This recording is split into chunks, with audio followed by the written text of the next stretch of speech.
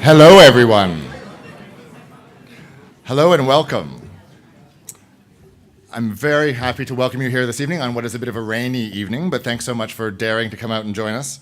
And we're watching, for those of you who might not actually even physically be here, because we are simulcasting this evening on Facebook Live, so I hope it's not raining wherever they are. But thanks so much for coming out to join us for a panel discussion where you'll hear from a series of experts on the future of work and challenges and opportunities. For those I haven't had a chance to meet yet, my name is James Allen. I'm the Director of Alumni and Stakeholder Relations at the University of Melbourne. And first, let me start by, I'd like to acknowledge and pay respects to the custodians of the land on which we're gathering here tonight, the Gadigal people of the Eora Nation. I have the great pleasure this evening to welcome you all and introduce an expert panel and discussion that I think will be really quite interesting. The University of Melbourne is lucky to be home to some of the world's finest thinkers, and our academic experts and practitioners make a real and substantial difference to the lives of current and future generations. The university is very much a public-spirited institution, and we aim to make a major contribution to public good through research translated into practice, through scholarships for the brightest and the most deserving students, and through the development of first-class teaching and learning spaces. But we know that these great ideas and the life-changing research projects they support aren't always visible to the wider world, particularly for those of you who don't venture onto campus that often. And from Sydney, it is a bit of a hike. So tonight, we've brought together three of our experts to talk about a particularly common facet of our lives these days, the very idea of work. So how do we work? Where do we work? And what lies in store for us in the future of work? But before we dive into the discussion, I want to say a few thank yous and welcomes. So first, I'd like to thank tonight's panelists for joining us here in Sydney. I'll make more formal introductions in a moment, but we have three academics joining us, Professor Leslie Farrell, Professor Jill KLEIN, and Dr. Josh HEALY, who've kindly offered to explain how workplaces and workforces are changing. The World Economic Forum has talked about the fourth industrial revolution. Apparently, we're in the middle of it, an era represented by the digital economy, by automation, by increased gender equality and global interconnections. So Leslie, Jill, and Josh, thanks so much for making yourselves available tonight, and we're looking forward to the conversation. They'll be joined, and the conversation will be led by the Vice-Chancellor, Professor Glyn Davis, who will update you first on the university's progress. We'll have a bit of an update on the university and what's going on there. This is the final Sydney alumni event for Professor Davis in his role as Melbourne's Vice-Chancellor, and so it's a great opportunity to thank him for the 13 years he served in the role. Glyn, thanks so much for joining us tonight.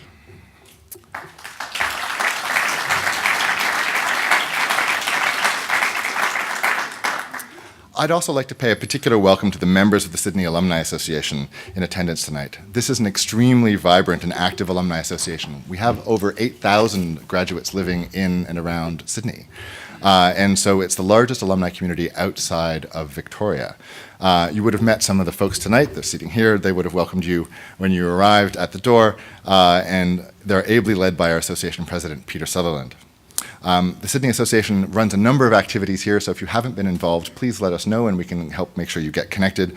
Very recently, they held an event at the Archibald Prize, a personal tour of that, and one of the most exciting pieces of that, of course, is this year's prize was actually won by one of our own, an alumna of Melbourne's Faculty of Fine Arts and Music, Yvette Coppersmith. So if you haven't had a chance to go, I actually went yesterday, and it's quite remarkable. It's an amazing portrait, so I would encourage you to check it out. So just a personal thank you to all the committee members who've been involved in all that work. It's really quite remarkable. The alumni associations are really the lifeblood of our alumni diaspora. They can be an important point of contact, whether you're new to a city or looking for advice on expanding professional networks. We have over 350,000 alumni living in 150 countries around the world. So most places, wherever you go, there's some Melbourne graduates there. And we want to help make sure that you've got a bit of support when you land. It's also a great chance for our young students when they graduate. If they're heading off into the world, it's a great place for them to sort of get their roots and get started. And so if you're ever thinking about leaving Sydney, why would you do that? This is always a question. But if you're thinking about leaving Sydney and going somewhere else in the world, let us know because we can connect you with other Melbourne grads when you get there. So two quick items before we move into this evening's main event. So I know that some people here have been supporting our students as alumni mentors through faculty-based programs in law and in business and economics, and I wanted to say thank you for that. Our students love the opportunity to talk with alumni who've gone before them and to help them understand what's possible with a Melbourne degree. But up until recently, most of our students haven't had that opportunity. Only a certain number of students from a few faculties have been able to participate in those sorts of mentoring programs. But on August 1st, we're going to be launching a new university-wide program that will allow current students from across all disciplines at the university to connect with alumni and have a conversation about their own personal future of work we've got a mentoring platform. It's sort of an online situation, so people can connect in person if they like, if they both happen to be in the same city. But they can also have conversations online, via Skype, via FaceTime, whatever works for them. So this means, and the program called Ask Alumni means that alumni anywhere in the world will be able to have a conversation with students and help them think about what might be next for them. And since we know that a number of our students are actually thinking about careers in Sydney, and in fact many of them are originally from Sydney, so if anyone here is interested in participating in that, after August 1st, come up, let me know. I can make sure that we get you on the list so we can put you in touch with the program when it launches. It'll be a great thing to do, and there should be, oh, there we go, there's a little bit of information about it there. So I'm lucky enough to have had a bit of a sneak preview on tonight's conversation, and if what I've heard so far is any indication, one of the key ideas emerging in this idea of the future of work is the critical importance of lifelong learning. We need, as individuals, to be adaptable to the new era of work as it develops. And so universities need to adapt as well, and we need to think about how we can help our graduates, our communities, continue in their own lifelong learning. So it's one of the ways that the university is doing that, is trying to expand the work that we do and provide opportunities for graduates long after their student days are over. So the university's created a new school, the Melbourne School of Professional and Continuing Education. And since we like a snappy acronym, it's called MSpace, which actually is Melbourne School of Professional and Continuing Education. So I don't know which one came first. And I recently learned, so I love this, I recently learned there's something called a backronym. So if you actually make up the acronym first and then go figure out the words to fit it, it's called a backronym rather than an acronym. This is the one little piece of information I'll give you this evening. So MSpace is the university's new and comprehensive range of high-quality professional continuing education programs. They've launched already, but they're still ramping up, and there'll be new programs coming online in the next few months, and so watch for additional news on that. We actually typically send out an email after these sorts of events, include some links and things like that, so one of the links there will be towards the MSpace programs, so watch for that if you're interested. And you should also have seen a postcard on your seat when you landed, which is the Future of Work conference being held at the university later this year. I believe it's in November. So it's hosted by the University's Center for Workplace Leadership, and it would be a chance, if you're interested in more after this evening's conversation, to spend some time with academics and industry leaders who are thinking about this for a more full-fledged version of the conversation. So there's more information on the postcard, and you can in fact talk to Dr. Josh Healy about it afterwards, because he's actively involved in running that. Now that's more than enough for me. So let me, without further ado, introduce the Vice-Chancellor, Professor Glyn Davis, to provide a bit of an update on what's been going on campus.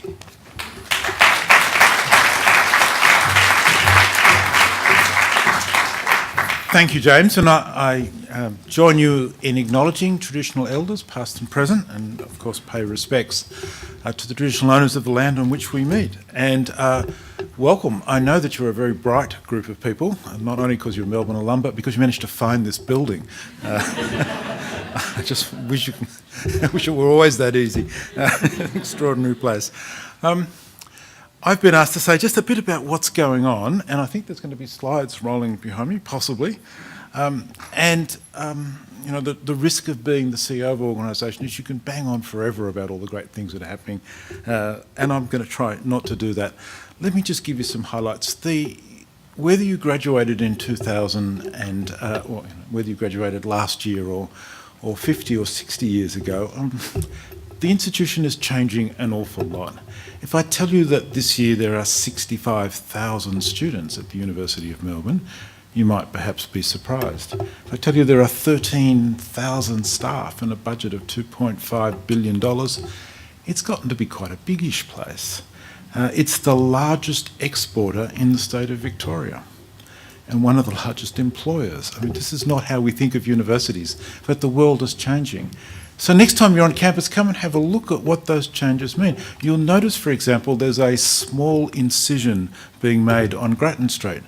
Now, when I say a small incision, I mean a hole 500 metres long and 30 metres deep. In fact, Grattan Street doesn't exist anymore. It is now literally a hole in the ground. That's our new metro station. We're going to have a train station in the middle of the campus, something that people dream about. It's such a wonderful thing. For the next 100 years, people will be grateful there's a train station there. For the next 3 years, they will complain a lot. And with some justification. You think about how many trucks it takes to move away the dirt that a 500 metre long hole produces. But it's going to be a brilliant design, and we're hoping that when the station is complete, because it's a cut and cover station, that it'll be not just the centre of the campus, but it won't be restored as a road. We've argued strongly to the state and city governments that it should be turned into a pedestrian plaza. So right in the middle of the campus, connecting the two halves, will be this fantastic train station, and we hope a beautiful pedestrian plaza, and this will be great. At one end of the campus, you might remember the old Royal Women's Hospital. Well, we're doing a little nipping and tucking to that, or more accurately, we've raised it to the ground. And we're building there something we've called Carlton Connect, which will be a sort of tech park, a place that combines academic work, industry, childcare, student accommodation, retail. We're going to make that just this huge hub on Swanston Street to make it the most interesting place around. And on the front door, we're going to put what we've called a science gallery, which is a gallery designed to bring young people, and particularly young women, onto campus to see how science can offer careers for them. It's about encouraging, in particular, women into STEM and making it exciting and showing the interaction between science and art. And we think this will be something really exciting. And then, because we're worried that that doesn't disrupt the campus enough, we've just decided to raise the southwest corner and rebuild it from scratch as a student precinct. Now, you won't have in your head where the southwest corner is. You remember the 1888 building, the old Teachers' College. It's everything behind that through, and so we're taking them out. We're actually restoring the original ground plan. So over decades, people built stairways and ramps, and they tried to make it accessible because it's a 6 metre drop. And we've decided that that's actually silly. Let's go back to how the land actually sat, and then let's put around it all of these new student facilities so people will feel at home and they'll feel this is where they need to be. So it's a very rapidly changing campus, and it's a really exciting moment to be there and an exciting moment to see it. But even it is not enough. The trouble for us in Parkville is it's so inner city that there are things we can't do there. We have, for example, the largest wind tunnel in Australia, which you probably didn't know, except we can't turn it on before 5 in the afternoon, or we black out much of the suburb. So we've actually made a really significant historic decision last year. We've gone and purchased a new campus, something we haven't done in 150 years, so we don't rush these things. We bought the old General Motors Holden factory at Fisherman's Bend. And if you remember Fisherman's Bend, it's the industrial area. That's why we want to be there, because we can put our wind tunnels, we can put our water flues, we can put our heavy engineering research there, and we can produce this stunning campus that will be aimed at engineers, and it will be one of the largest engineering campuses in the world. And it's a $750 million 10-year play to produce this brilliant engineering campus, to make sure the University of Melbourne is not just the great medical university it's always been, but it's also a great engineering campus, a great science campus, and of course a great arts campus. This is going to be a fair bit of work. Making all of this happen is going to be really exhausting, which is why I'm so pleased that I'm handing it on to somebody else. I have had the enormous privilege for 13 years of leading the University of Melbourne. And my dark secret, which I can now share with you, is that I actually grew up about 5 kilometres south of here. I actually come from Sydney, which I had to keep very quiet in the 20 years I worked in Brisbane, and then very quiet in the 13 years I've worked in Melbourne. And in fact, when I was a kid, my father did what all Australian fathers did in summer. They put us into the family car, which had vinyl seats and no air conditioning, during the January school holidays, and they drove us down to Melbourne to see the city that as good Sydney-siders, they looked at with a high degree of contempt. And we stayed in what was then called the Elizabethan Motor Inn, which is on the giant roundabout at Parkville as kids, and we wandered up Sydney Road, and we looked at this city, and we decided as a family this was not the sort of place any of us wanted to be. And if you at any point in the next 40 years or so said you're going to end up in Melbourne, I would have been astonished. It certainly wasn't the plan. And yet I always knew this was the best university in the country, and by a long way. And it had the best academic staff, it had the best academic tradition, it had the most brilliant students.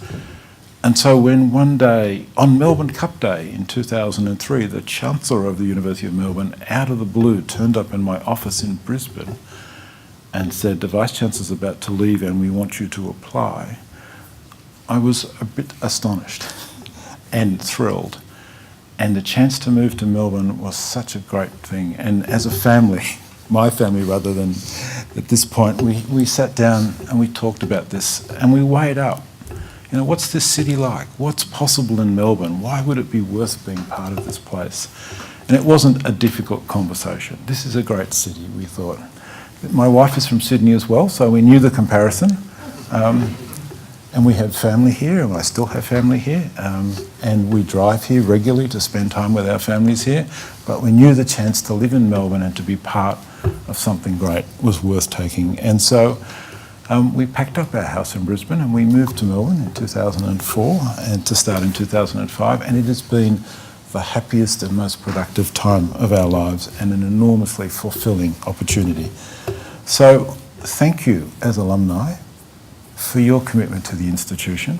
Thank you for making it such a wonderful place to be. To know, as James has said, that we can go all around the world and run into alumni, but there are more here in Sydney than anywhere else outside Melbourne, and that's really important. 1 in 6 of our students at the University of Melbourne is now from interstate and most from New South Wales. So we have a very large cohort now of students who leave Sydney when they finish year 12 and move to Melbourne to go to university. Some of them will come back to Sydney, some of them will conquer the world. But whatever happens, there's a really large part of New South Wales now in Melbourne, but here you are, Melbourne in Sydney. Here you are still celebrating the university you're part of, still proud as alum, and still keen to talk to each other and to help the institution. So thank you very much for that. Thank you for making it such a success. Thank you for your support, those of you who've supported our campaign. We launched the campaign for the University of Melbourne not that many years ago, and Nick Blinker, who leads that campaign, is here tonight. We set ourselves the ambitious, we thought, insane target of raising $500 million toward the university. We gave ourselves a long time to do it. We did it in 2.5 years. And so our council could have said, well done, take a big breath, celebrate. No, they said, you know what, let's double that. So we're now on our way to raising $1 billion. And that just sounds like a sort of meaningless target, but $1 billion is more than 25 new professorial positions across the university we couldn't have afforded. It's hundreds of student scholarships we couldn't have afforded. It's whole new places that we couldn't have done. It's a new conservatorium we're building at South Bank, which we could not have done without support. It's a whole new set of libraries that are possible for students. And it introduces to our student life the idea that you as a student are the beneficiary of those who went before you, and look at what they've made possible. And it invites you later in life to contribute as well. Just 2 weeks ago, we announced a $30 million donation from Paul Little and Jane Hanson. And they want to do something extraordinary. They want to build a whole new hall of residence, and they want to provide scholarships for really bright kids, particularly those from the country, from regional Victoria and beyond, to come to Melbourne, to live in this hall, to be part of the University of Melbourne. And they provided, as I said, $30 million and all of the expertise to build this new facility. That's what philanthropy means. It isn't just abstract numbers. It isn't just sort of targets for their own sake. It actually changes the university. When you went to the University of Melbourne, you were the beneficiary of those who went before, and you have ensured that those who follow you will likewise benefit. So thank you for making that possible. We are at $805 million toward that $1 billion target, and we're going to get there. I will be very sad on the 1st of October, which will be my first day not as the Vice-Chancellor of Melbourne, but very proud of the institution and of its new Vice-Chancellor. His name is Duncan Maskell. He's the Deputy at Cambridge University at the moment. He's a microbiologist. He's a very fine scholar. He's also a very fine musician. He's a clarinet player and, like many people, had to make that decision in life. Do I become a professional musician? Or do I earn a living? I say that because I've, for sheer fun, play in a jazz band, and the bass player has been a professional musician much of his life, and his wife once said to me in a very stern tone, "What's the difference between a bass player and a pizza?" I said, "I've no idea." And she said, "A pizza can feed a family of 4.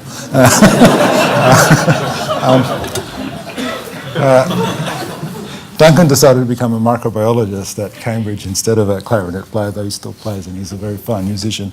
And I'm very confident that sometime early in the new year, and because he won't start till October, he'll come to Sydney, and I hope you'll have a chance to meet many of you and to carry on the great work of this institution. And I know that you will give him your support. So thank you for doing that. Thank you for being part of tonight, and we'll move to the conversation.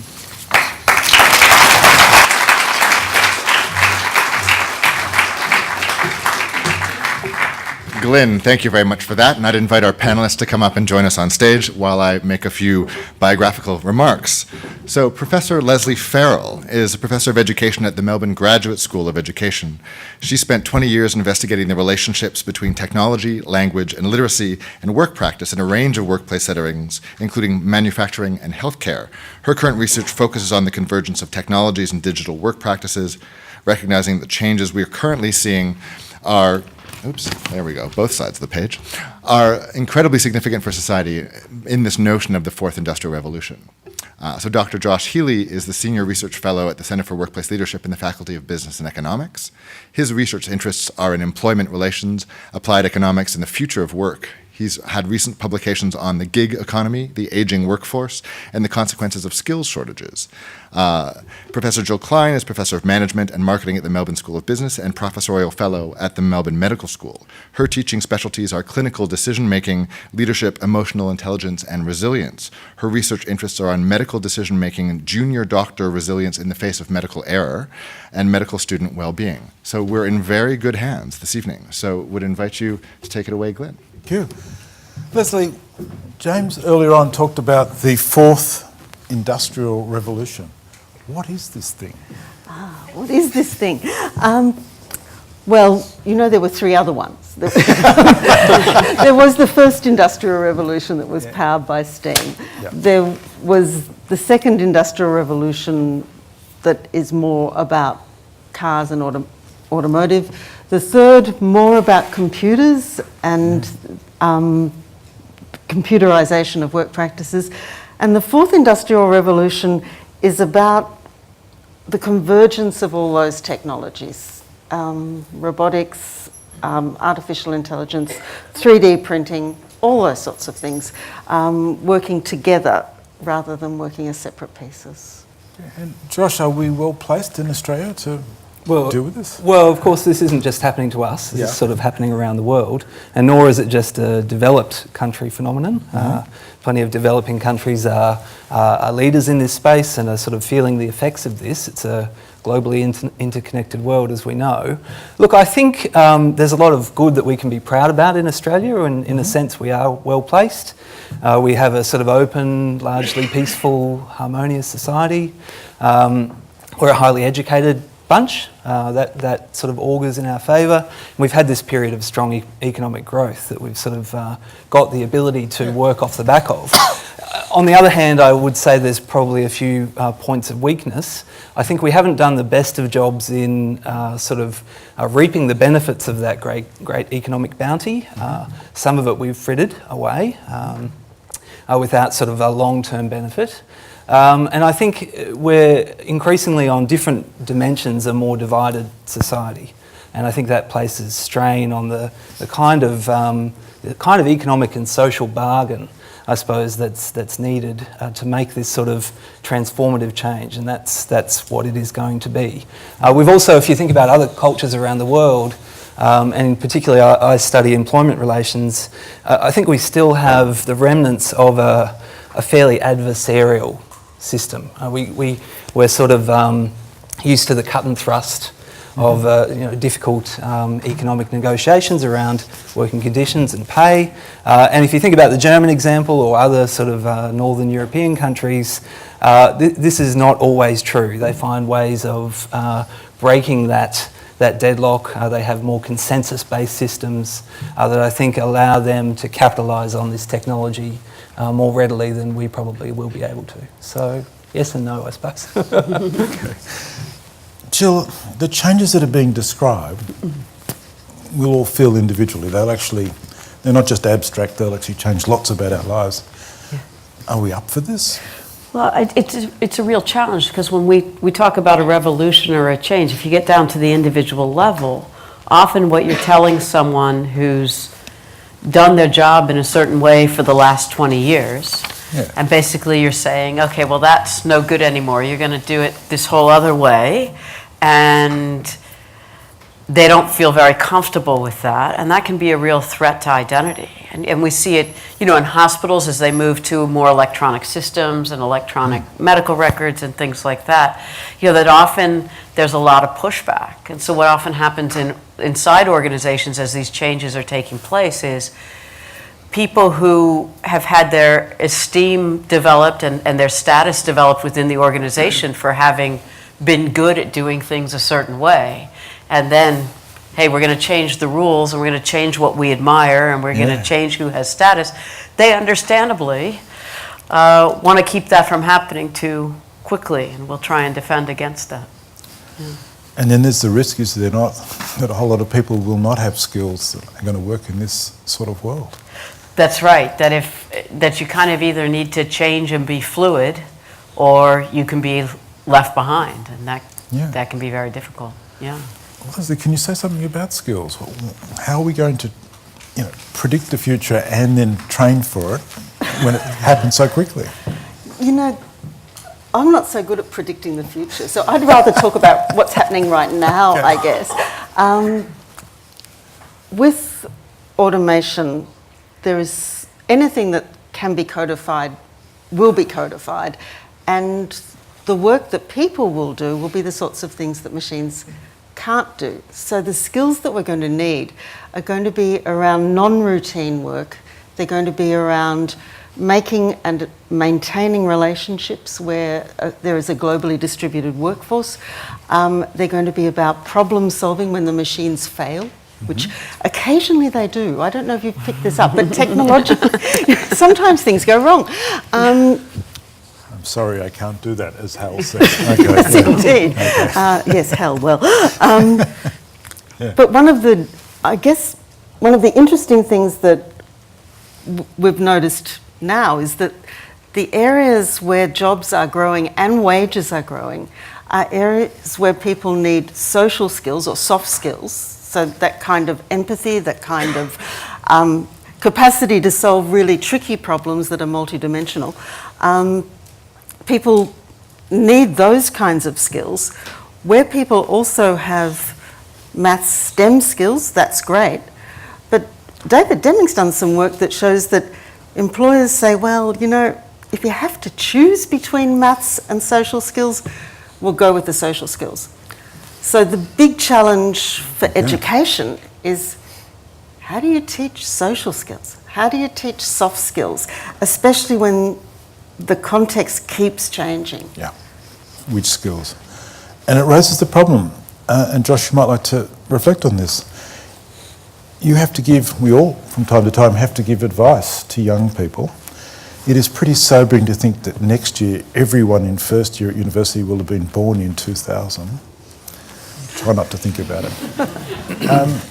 And they're going to be in the workforce until probably 2070. And you're trying to give them sensible advice on what course they should study in 2019. How do we do this? How do we provide meaningful advice that's going to help people actually make informed decisions when not only Leslie but all of us are pretty ordinary at predicting the future? Well, I start facetiously by saying they should take my future of work subject at the University of Melbourne, but only a few will do that. So yeah, and I think it's interesting when we talk about social skills that these are things that we learn very early in life and then spend a lifetime sort of practicing. I mean, in the university context, or I suppose across the whole of the education system, we have to get ourselves accustomed to not thinking of education as a thing that you do early in life as a kind of a chunk, and then you put a check next to that and you're done with that, and then you live out and work out the remainder of your career and your life. It's going to be a much more ongoing process than that.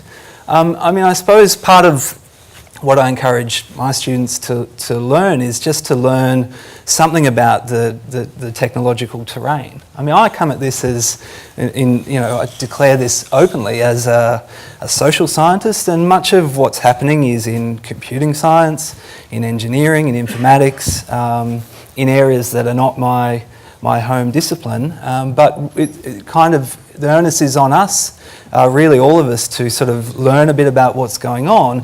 And I think I try to motivate my students by giving them some hope, I suppose, but also letting them believe, and it's true, that fatalism is a real risk here, because when we talk about technology, a lot of the discussion seems to be about technology as this kind of wave that's just crashing over us.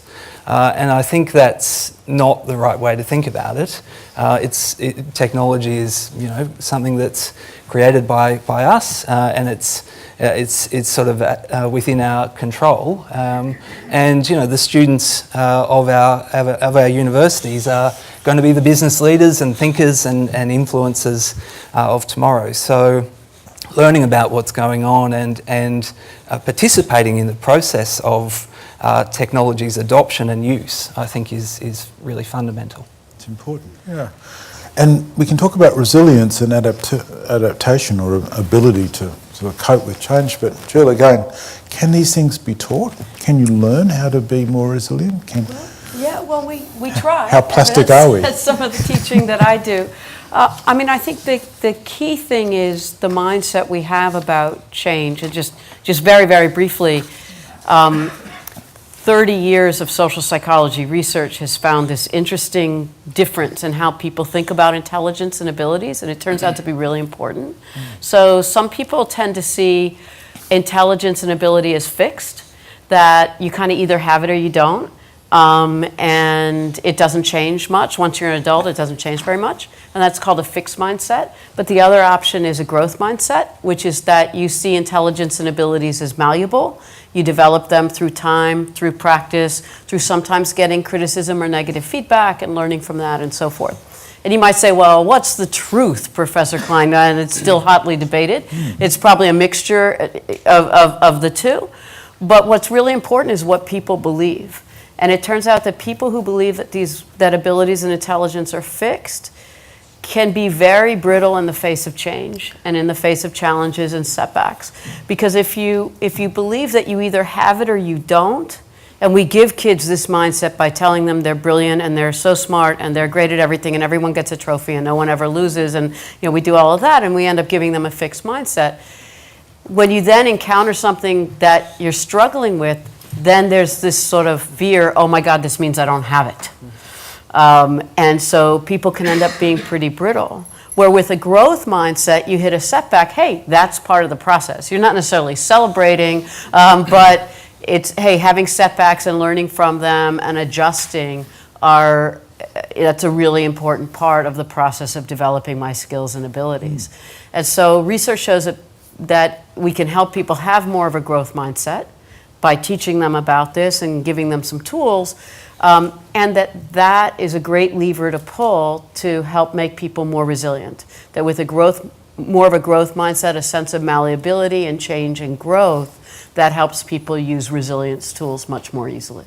Okay, and an important consequence of this is that we're going to have a much more diverse workforce, and that includes age. And although when we talk about alumni and graduates, we always think of young people, in fact, there's a lot of people over 65 who will need or want to go on working. Yes. And I'm wondering, Josh, and perhaps, how do we encourage workplace change that will allow people to work much longer and to learn new skills late in life? Right. Well, I mean, I think attitudes in this area are a bit slow to adjust. Yes, there have been those in Australia who have wanted to work for longer, and of course we're living on average longer and healthier lives, which is great. And then there are others that have sort of been forced into longer careers as a result of the impact of the global recession. So they're two quite different experiences. On the employer side, we've done a little bit of work looking at attitudes, and there are still these fairly regrettably enduring stereotypes of what older age is. And the bad news is that these can cut in at a pretty early age, right? So the evidence seems to suggest that 50 is a point in time when people begin to encounter problems. Not so much if you're staying in a job that you've had a long time and you're sort of transitioning into a more part-time sort of work schedule, but if you lose a job and then have to come back onto the job market, that's when you encounter problems. So I think that we are going to have to accept that because of the way our population composition is changing, that many of us will have longer lives and longer careers, and we can't afford, I think, to go on much longer sort of neglecting that older demographic. Important. Leslie, where does education fit in this picture? Well, education is the answer, Glyn. It's Ask an educationalist that. indeed. What was the question? Yeah. What was the question? It doesn't matter. I was actually interested in the point that Jill was making about the difference between a fixed mindset and a growth mindset, because that seems to me really important for individuals, but also really important for education systems. If we recognise that we are all learning soft skills all our lives, we're learning technical skills all our lives, that this is what we do, then the whole education system has to change to meet that, partly through the kinds of pedagogies we use, the ways we teach people from early childhood all the way through, but partly how we chunk our education so that sometimes, and particularly I'm thinking about the people you're talking about, Josh, who are over 50 and are wanting to make a big change to where they're going, they may not be in a position to do the conventional kind of training that that I think we did. As far as I'm aware, we did.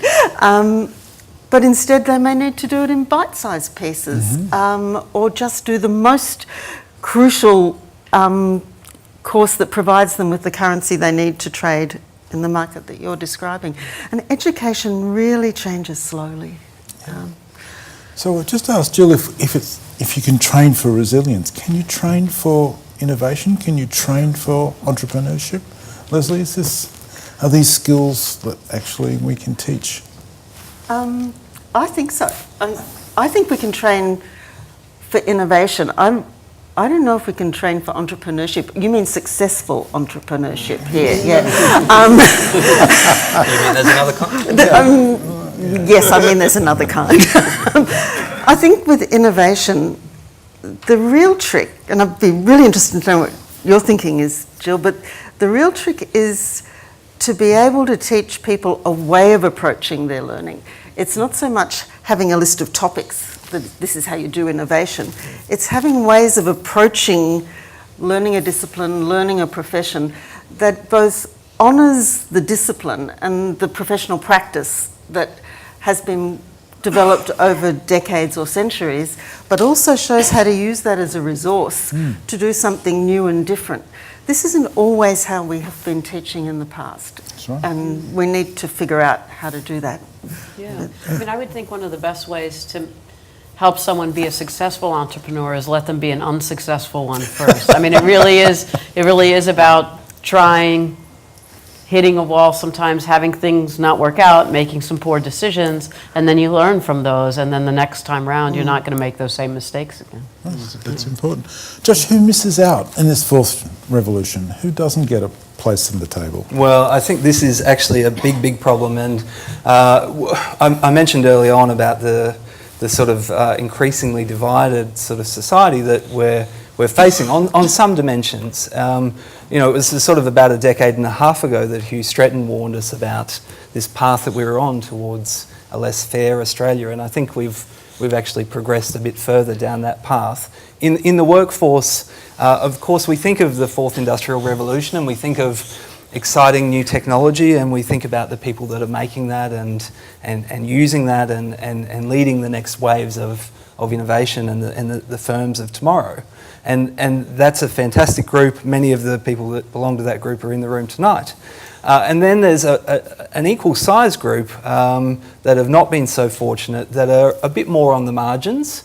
And I think our challenge is to transmit the wealth created from the first group to the life circumstances of the second group.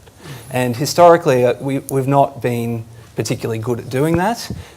If we create this hyper-individualistic society that leads the winners to believe that they've won only for themselves, then that's very bad for the social fabric.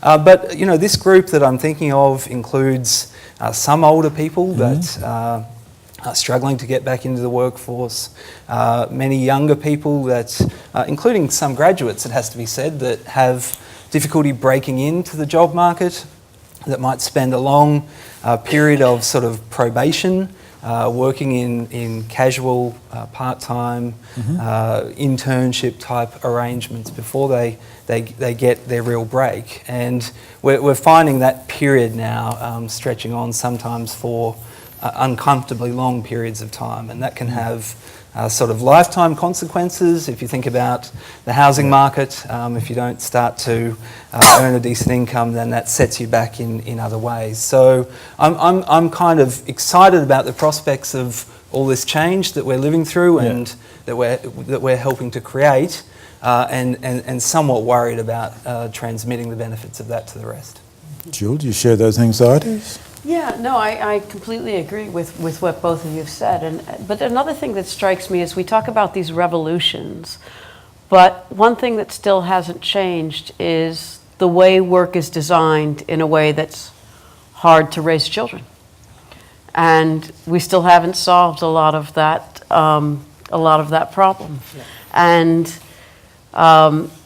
you know, if we talk about who's not able to fully engage in the workforce, you know, we still have work that's designed for a world where one person's at work and the partner's at home raising the kids, and we still haven't. We've gotten better, and we certainly have done things around the margin, but I think it requires a complete redefinition of work and how work fits into our lives, as opposed to trying to work around the margins. And I think maybe that'll be the fifth revolution that will happen. Well, can I just add to that? So we've created a very, what we think of as being a very flexible job market, right? We actually have a lot of part-time employment and casual employment, and some of that is chosen.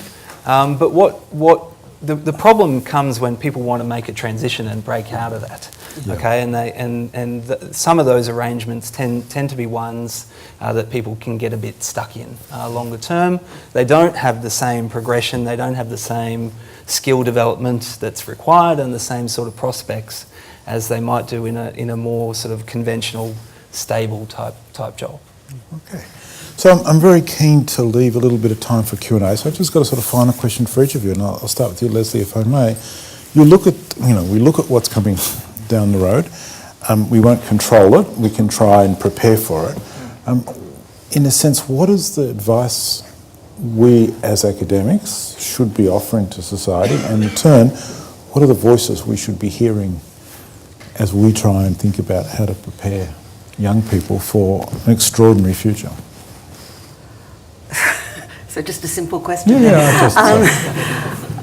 I guess I'd want to take up the point that Jill was making, that the fourth industrial revolution actually is a social revolution as well as a technological revolution. And it's those moments of fundamental change where you really can sometimes do something that changes things radically. If things are just trundling along, it's quite hard to make fundamental change. But when there's a point of vulnerability, when we're at a moment of fundamental transition, we can, if we know how to do it, we can make really positive changes. And I guess if I think about what we as educators might want to think about, it is how do we help people to actually make deliberate decisions that move towards the kind of civil society that we want. So instead of separate, isolated decisions about what kind of work, what kind of education, we actually help people to understand that all these decisions taken together are creating our social world, and it's our job to make those decisions. That's what I'd say. Just, are there moments of intervention? Can we make a difference? Or do we just have to accept what the world's about to throw Oh, no, at us? definitely not. No, I don't believe that for a second. I think we're all collectively kind of creating a future. On the question of the disciplines that are relevant, I mean, it's sort of maybe an obvious enough point, but history has a great deal to teach us here in thinking about this. We've lived through, well, not us personally in the room, but our cultures have lived through revolutions past, and we can get a bit sort of starry-eyed and think that we live in radically new and different times, and that may yet prove to be right, okay, but the evidence isn't yet in, and I think absolutely, as I said, there's a lot of future of work prognostication that is pretty pessimistic, and we have to stop. Pessimism is okay, but I have a real problem with, as I said, fatalism, which is something else which says that it's bad and we can't do anything about it. Okay, I think that's not right, and we are able to intervene, but not if we don't understand what's happening. Okay, so history is one way of learning what's happening, and I try to learn by engaging with other disciplines, like I mentioned, engineering, computing science, that are outside my native silo, but that have a great deal to teach us all. Thank you. And Jill, here we have a room full of distinguished graduates. What advice should we be offering them? Well, I guess the advice I would give is to have that flexibility and adaptability for yourself, and have an identity that's very flexible, and that if what you're doing 5 years from now, 10 years from now, 20 years from now, that works for you, and that's part of who you are. In other words, a fluid identity that says, yeah, this is what I'm doing now, this is what I'm good at now.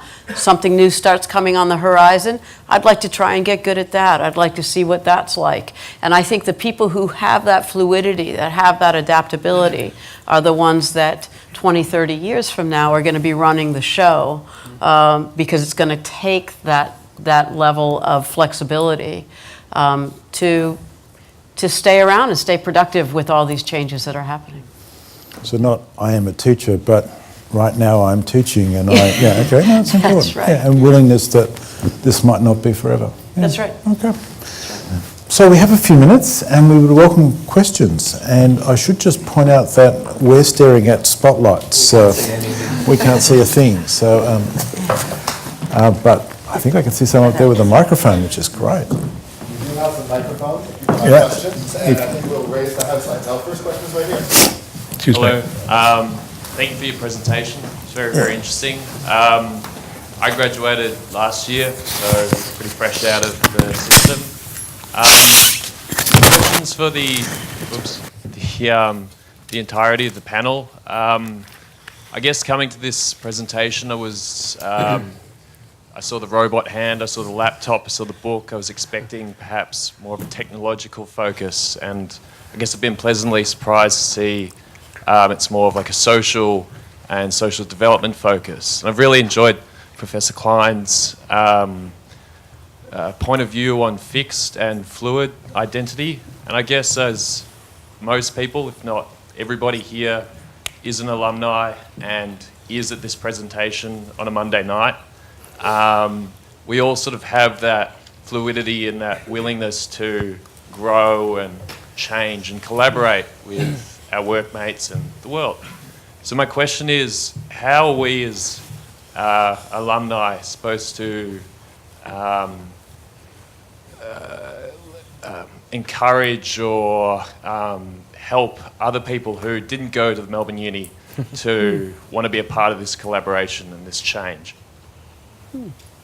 So I'm so pleased that I'm hosting the panel rather than answering the questions. You can join England. Anybody? Oh, well, I'm it's sure a great we're- question. Yeah, It's too good a great question. I don't know, by somehow modelling the behaviour, I really don't know the way to answer that question. I mean, I don't think we're alone here in sort of grappling with these issues, and you know, I agree there's sort of a philosophical side to it. We're all sort of going to be swept up, and I think if there's any benefit in being here, it's sort of in a way, hopefully, thinking about these issues a bit ahead of the rest of the wave of interest. I mean, I just think the interest in this topic is growing sort of day on day, month on month. It certainly feels that way, or maybe it's just me noticing it out there, but it feels that way. So I think you're helping yourself and you're helping the rest of the collective wisdom by getting out here and learning about it. And, you know, share what you've heard here tonight, recommend it to people. There's a whole bunch of interesting books I can direct you to if you want to read more about it. I would just say also, within an organization, of course, you're going to be working with people from lots of different universities and things like that. And, you know, a key thing in resilience and being adaptive to change is social support. That is, you know, one of the biggest tools that we have. It's tremendous, the power of giving help to someone else and receiving help from someone. So thinking about where you can be generous with your time. And, you know, you're a new graduate, so you're going to be fairly junior in your organization. That doesn't mean you can't be a role model and set the tone of the culture through your behavior. So what are ways that you can help the colleagues around you? And when someone starts doing that, it's reciprocated. We're as humans, we're really good at reciprocating. It just needs to be started. And so I think everyone can play a role in that. Fantastic. There's a question up here. And we have a question here. I really enjoyed the presentation too. Unlike the previous questioner, I come from the other end of the kind of age continuum in terms of when I graduated from Melbourne Uni. But the question, my interest is in leadership, and I gather, Josh, I think that you're with the Centre for Workplace Leadership or something like that. So I'm interested in the notion that we have to reinvent a whole lot of concepts to deal with the fourth industrial revolution and all the change going with that. And I think we need to reinvent leadership as a practice, a set of practices, get away from traditional notions about leadership being what the people at the top do, leadership as authority, and so forth. And I'm wondering, what does this mean to you, teaching students about how to intervene, as Glyn put it, maybe with thinking about leadership in different ways? What are some of the implications there? Yeah, I mean, I definitely like that idea of a more distributed leadership model. I mean, we've got this notion, or many of us seem to, of the charismatic person at the top of the organisation, the Glyn Davis type character, that all lead us boldly into the future. But leadership, as Jill has said, is sort of distributed throughout many firms and can be something that's more organic and bottom up for sure. I mean, there are a lot of leadership theories and a lot of people suggesting that leadership needs to be rethought. I mean, we've done a large study on this that sort of shows that it was a bit of an attempt to sort of put the brakes on that, if only to say that at least a lot of current leadership is not particularly well informed. When we look across the broad swathe of organisations, not just the sort of the top companies being traded on the stock market, across SMEs, you know, we find this phenomenon that actually a lot of leaders make decisions on gut instinct. They don't learn well about the external environment that they're facing. They aren't well informed about contemporary and future trends. So before I try to reinvent leadership, I suppose I'd like to see better leadership practice right in the here and now. And some of that is just about doing some pretty basic stuff that we think and know works well, and just doing that consistently. So I think there's a discussion there for the future, but there's some shortcomings that we need to deal with right away.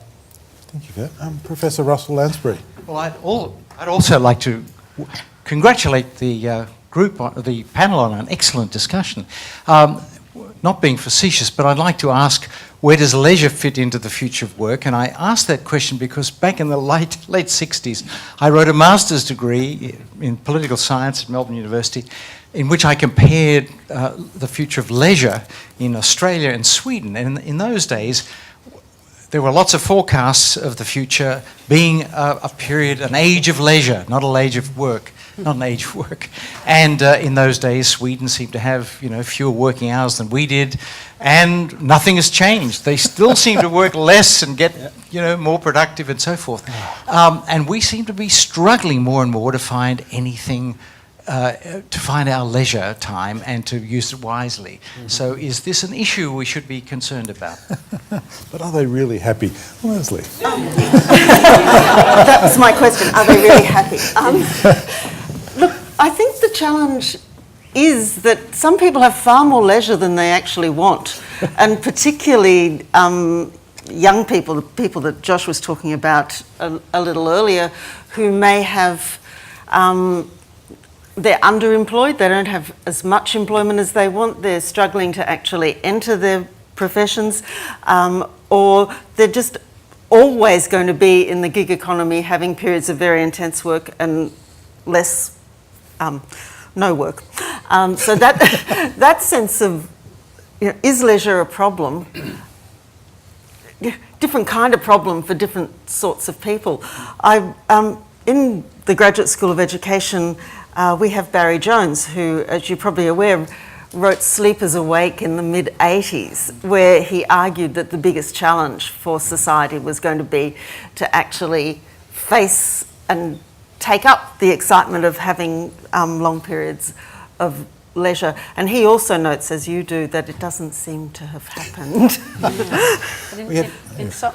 In some ways, the opposite has happened with technology, that we're struggling to get through our inputs. And by inputs, I'm talking about our emails and our texts and our, everything that we're getting in through our technology.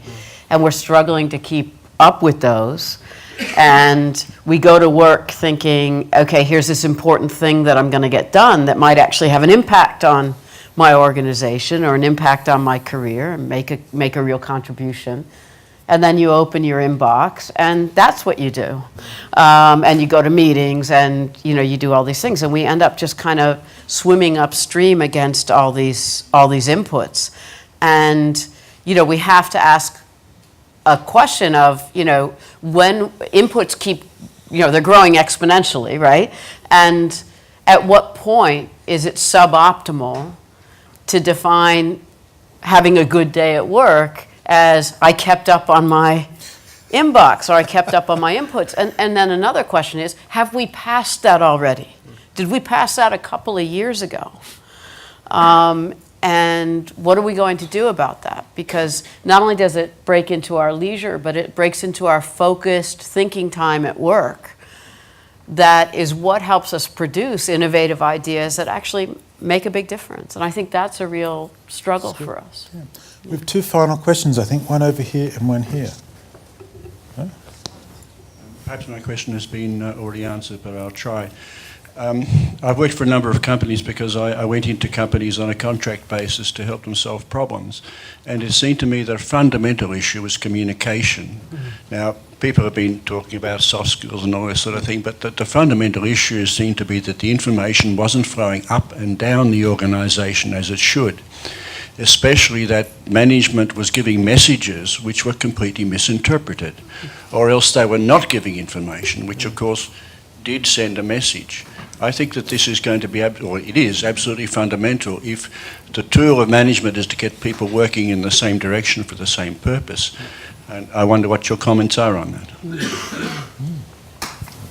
I think that's a serious problem and just one of these fundamental sort of things that I talked about. I mean, it's an interesting question whether more and better technology sort of serves the end that you're talking about, or whether it has the effect of creating more disrupted, more difficult, more fragmented kind of communication. The idea of email, of course, I suppose once upon a time was that it was productivity enhancing. It seems to no longer serve that purpose, but every time there's new technology, we talk about it as a facilitative tool, right? Something that can lead us to a better future, and one of those things would be optimally better communication, but I'm not expert enough on whether it really does that. I'm looking to Leslie for help now. I've stranded myself.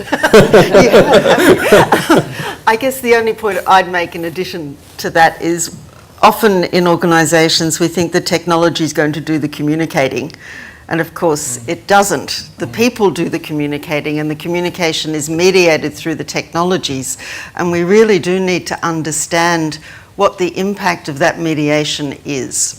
And so when you talk about email, the fact that you've sent an email means that, of course, you've told everybody and they all know, and now they'll do what you said. The fact that you've received an email and that you've received so many emails that it's now off your screen, and so you'll never read it because it's kind of disappeared down into the ether. These things need to be taken account of when we're communicating, quite apart from the sorts of relationships that we need to establish within an organisation. Just the impact of the technology on the communication needs to be attended to.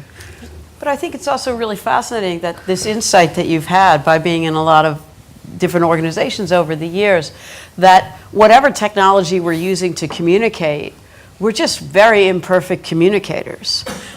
We don't communicate as much as we think we should.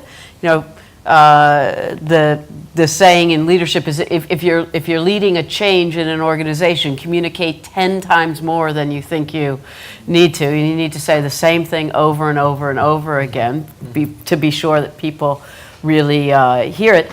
In medicine, we have all this technology in medicine, and one of the most dangerous parts of a hospital journey for a patient is when there's a shift change.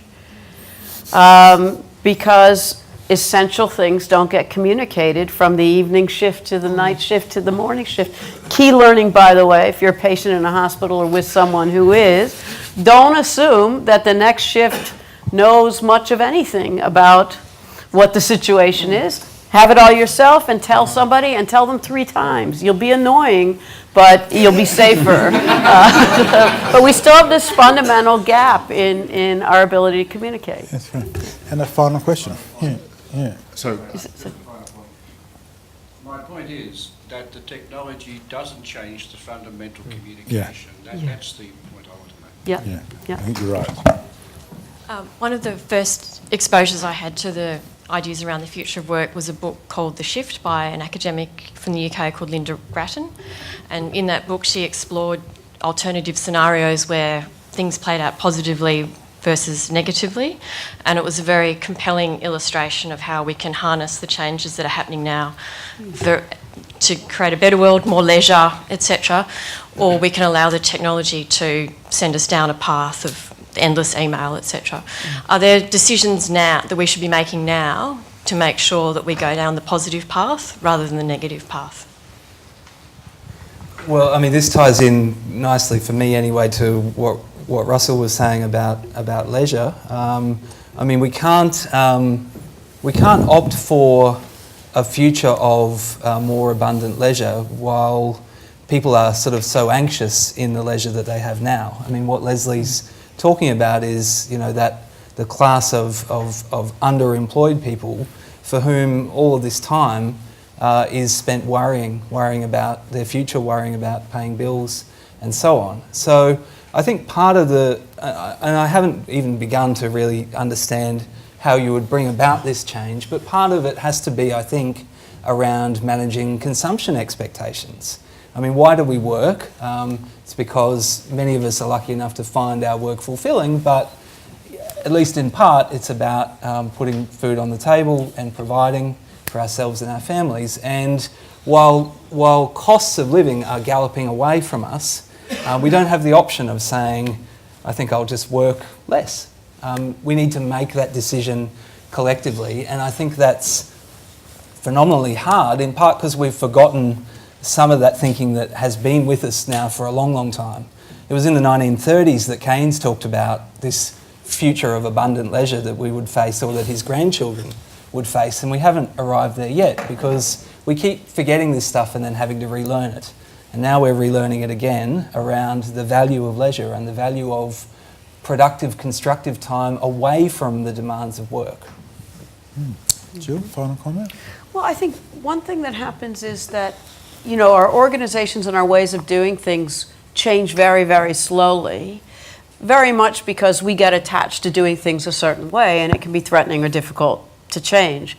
And one exercise that I think is worth thinking about around these, what decisions could we make to do things differently, is just think, if we had to start all over again, right? If, let's say we're chocolate makers. Now everyone's going to think about chocolate. But let's say we're chocolate makers. You know, so that's been done a certain way, and our distribution networks and how people work in our office and in our factories and stuff, that's been done a certain way for a really long time, and how we're doing it now is not that much different from how we did it maybe 50 years ago, 100 years ago. So what if we, you know, went on a retreat and spent a few days thinking, given the technology of today, given the workforce of today, given what our employees want from their lives, how would we design this? How would we do this? And just, you know, start from scratch. I teach decision making, and one of the things that I suggest that people do is, before you make the final decision, say, what if we left our job tomorrow and some new people came into our roles to make this decision? What decision would they make? And it's a great thought exercise to get away from the investment and the sunk costs that you've already put into a situation, to see what would the clean slate look like. And I think that's a way to think about these decisions, is to not be so wedded to how it's always been done and the way it's always been done around here kind of thinking. And a last word. Yeah. I've recently been reading work from the IMF, which argues that the fourth industrial revolution will increase productivity enormously and increase inequality enormously. And this seems to me to be a terrifying threat to global society. So when you're talking about scenarios, I guess I have to hope that, I must hope that there is a moment where we can actually affect that we can make the sorts of decisions that will reduce inequality to at least a safe level. I think that's what education's for, to help us to see when those moments are, and to help us to work collaboratively to make the decisions that will take us towards a livable society and not towards a dangerous one. Thank you. James.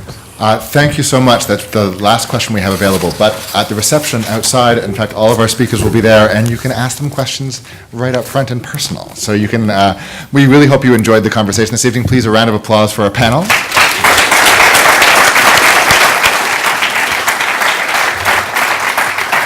And you will receive an email from us afterwards, and if we can pull it together, I might actually ask the panel to suggest some readings. If people want to read a little bit further, if there's an article or a book people think is worth having a look at, it might be something for us to do. I've just committed our communications team to something that they may not like, so it might take us a day or two to get that to you, so give us a bit of time. But in the meantime, thank you so much for coming, and we'll all be outside and continue the conversation.